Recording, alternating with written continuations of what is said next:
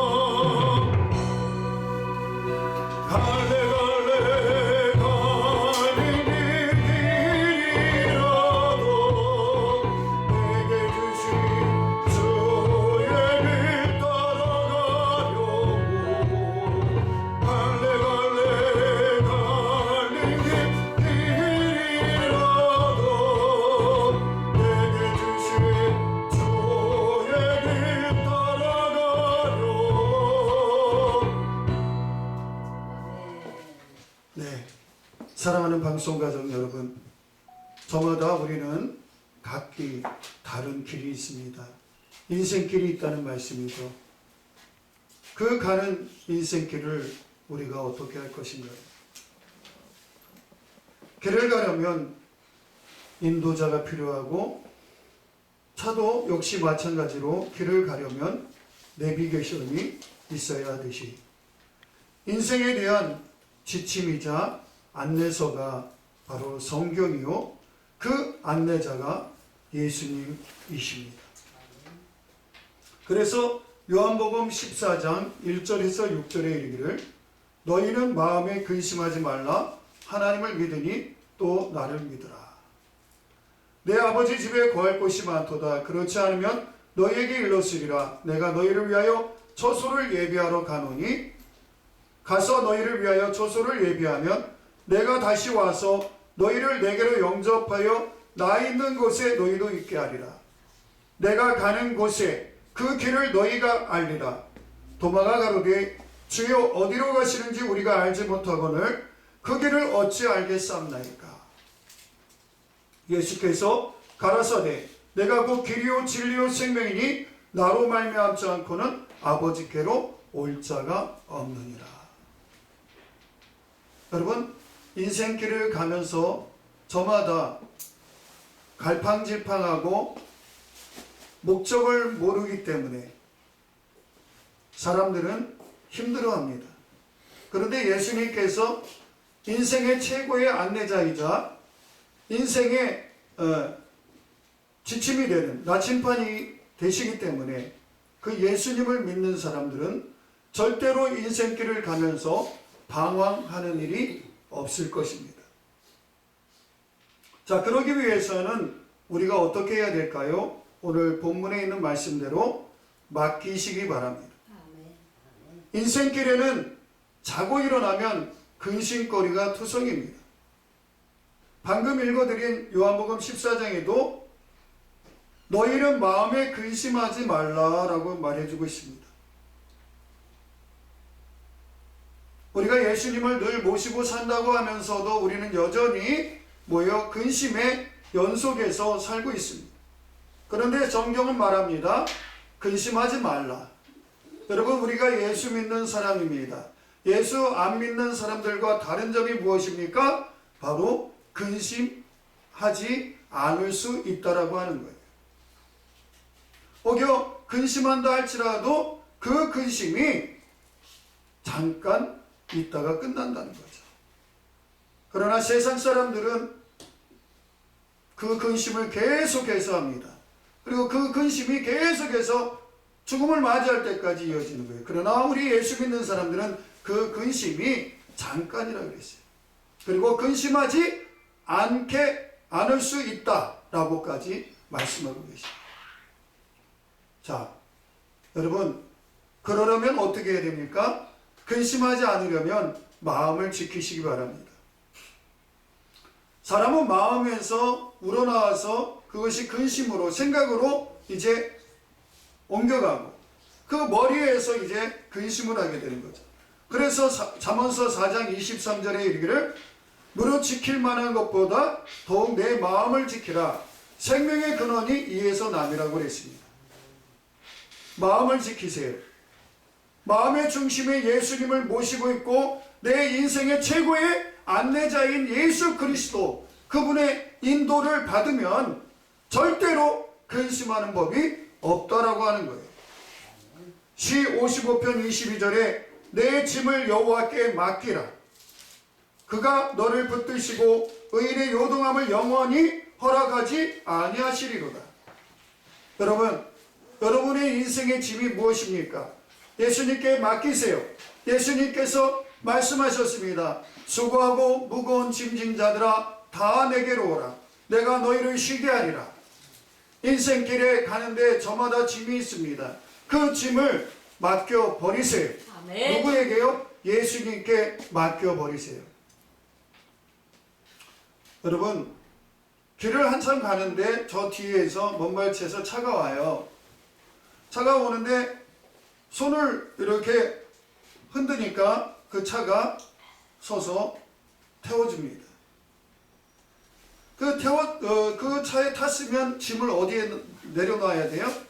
그 차에 내려놔야죠. 그런데 어떤 사람은 차에 탔음에도 불구하고 그 짐을 여전히 들고 있고 머리에 이고 있는 사람이 있어요. 그런 사람을 어떤 사람이라고 해요? 미련한 사람이다. 우리 예수님께 올라탔어요. 예수님이 내 마음의 중심에 계셔요. 예수님이 나의 최고의 안내자예요. 그러면 우리의 짐을 어떻게 해야 돼요? 예수님께 벗어놔야 돼요. 그래야 편해요. 예수님이 말씀하십니다. 수고하고 무거운 짐진 자들아 다 내게로 오라.